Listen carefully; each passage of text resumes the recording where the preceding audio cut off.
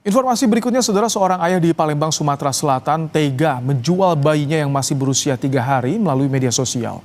Maraknya penjualan bayi via medsos juga terungkap usai Baris Krim Polri menangkap 12 orang yang terlibat praktik ilegal tersebut.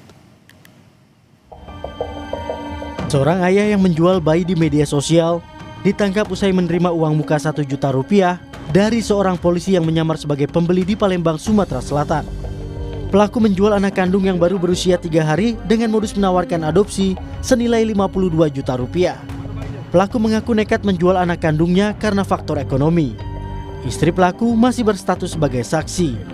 Uang sebesar 1 juta yang awalnya dianggap untuk DP dulu. DP dulu, kemudian akan membayar untuk sisanya. Nah, pada saat terjadi serah terima itu, pelaku sudah membawa bayi, berencana akan mengambil sisa uangnya. Pada saat itulah anggota polisi yang menyamar menangkap pelaku. Bu, dari pengakuannya, kenapa alasannya dijual anaknya, Bu? Untuk sementara faktor ekonomi ya. Penjualan bayi melalui media sosial juga diungkap Baris Krim Polri. Polisi menangkap 12 tersangka yang diduga menjual bayi ke calon pengadopsi di Bali, Kepulauan Riau, Sulawesi Selatan, hingga Jakarta. Polisi juga menyelamatkan 7 bayi dalam transaksi ilegal ini. Ini merupakan hasil pengembangan dari perkara penculikan sebelumnya yang ada di Makassar. Kalau kita masih ingat waktu itu adalah bayi Bilqis ya. Nah, itu tidak cukup sampai di situ. Sehingga ini kita kembangkan oleh tim dan melalui Direktorat Tindak Pidana PPA PPO, kemudian berkolaborasi dengan Dirbidum, juga dengan Densus 88 anti teror, sehingga kita berhasil mengungkap atau membongkar jaringan perdagangan bayi yang beroperasi lintas wilayah di Indonesia. Jaringan penjualan bayi via medsos telah beraksi sejak 2024. 12 tersangka penjualan bayi kini terancam hukuman 15 tahun penjara. Tim Liputan Kompas TV. Di mana celah sindikat penjualan bayi ini muncul, bagaimana peran orang tua dan lingkungan untuk mencegah praktik ini? Kita bahas bersama dengan kriminolog Universitas Indonesia, Hanifah Hasna. Selamat malam, Mbak Hani. Selamat malam, Mas Baim. Mbak Hani, ini banyak modus transaksi gelap perdagangan bayi. Ini kenapa semakin berani mereka ini beraksi terang-terangan bahkan via media sosial? Kedoknya adopsi, Mbak Hani. Ya, karena sekarang banyak sekali permintaan karena kondisi ini atau perdagangan secara masif ini tidak akan terjadi kalau tidak ada market yang membutuhkan gitu ya, yang menerima anak-anak ini. Jadi supply and demand itu karena berdasarkan seseorang atau keluarga yang rentan terhadap kondisi-kondisi tertentu terkait dengan pengasuhan dan terkait dengan ekonomi, kemudian ada orang atau pihak lain yang bisa menerima dengan alasan membantu. Jadi alasan membantu ini dilegalkan oleh mereka, apalagi dengan kata-kata adopsi. Kata-kata adopsi itu bisa jadi sebagai moral kamuflase yang diterima oleh masyarakat, padahal itu adalah kejahatan terselubung. Jadi kata-kata itu memang sudah diterima oleh masyarakat dan mereka menormalisasi perdagangan bayi ini dengan alasan untuk membuat bayi-bayi ini menjadi punya kehidupan yang lebih baik. Jadi kan ada pasarnya dan ada ekosistemnya, maka kondisi-kondisi ini akan tetap terus terjadi. Ini pintu masuknya seperti apa? Apakah tadi kelompok rentan hanya dalam segi ekonomi atau termasuk ada orang tua yang tidak siap menurut Anda, Mbak Hani?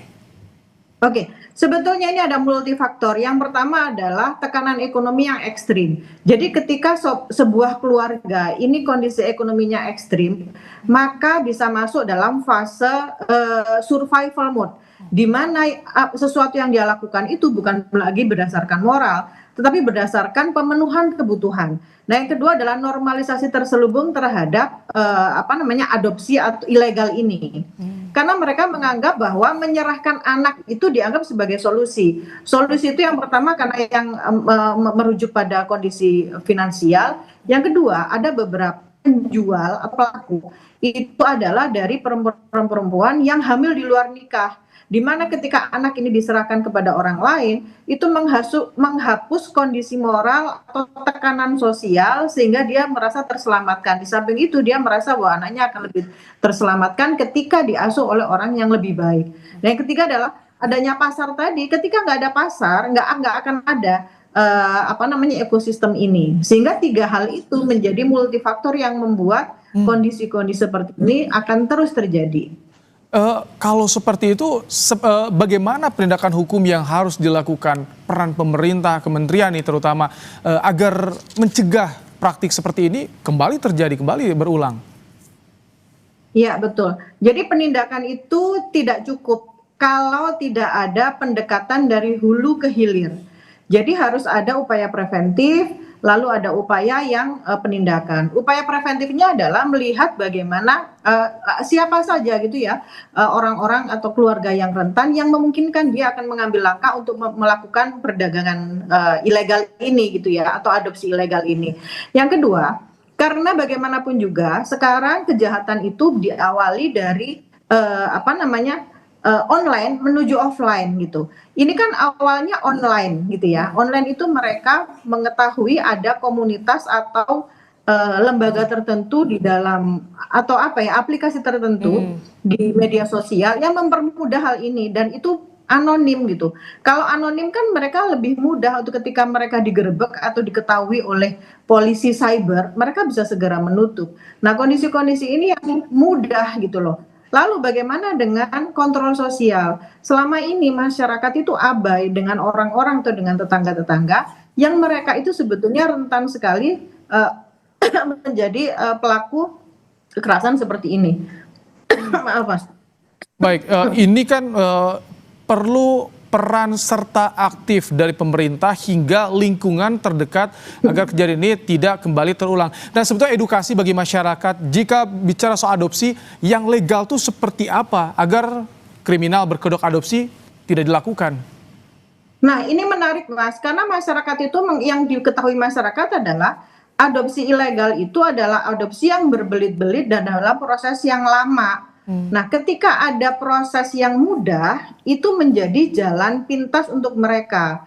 Nah, yang menjadi rancu adalah uang yang dibayarkan itu bukan uang sosial, tetapi bisa masuk ke dalam undang-undang bahwa ini perdagangan. Nah, masyarakat belum mengetahui ini, berarti harus mengedukasikan udah sampai ke akar rumput bagaimana RT RW diedukasi oleh pemerintah untuk menyampaikan ulang kepada masyarakat bahwa kondisi-kondisi tertentu terkait dengan kondisi ibu yang tidak punya suami, kondisi rentan karena finansial, ini menjadi terukur dan terpola, dan ini harus diberikan konseling khusus oleh mereka sehingga mereka mengetahui bagaimana cara memberikan anaknya. Ya, kalau bahasanya kan tidak boleh memberikan anaknya ya. Bagaimana pemerintah memberikan bantuan. Karena kalau mereka tidak diberikan bantuan, maka secara finansial mereka akan tetap dalam kondisi yang miskin sehingga kondisinya akan terjadi lagi.